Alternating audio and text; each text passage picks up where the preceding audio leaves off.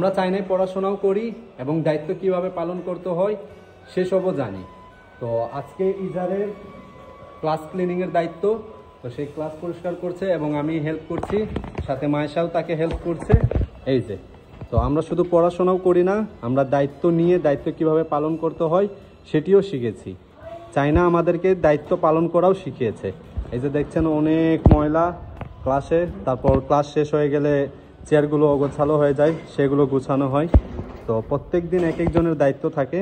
তো আজকে ইজারের দায়িত্ব আছে, এদিকে ইজারকে আমি এবং মায়েশা হেল্প করছি। তো ভালো থাকবেন, আল্লাহ হাফেজ।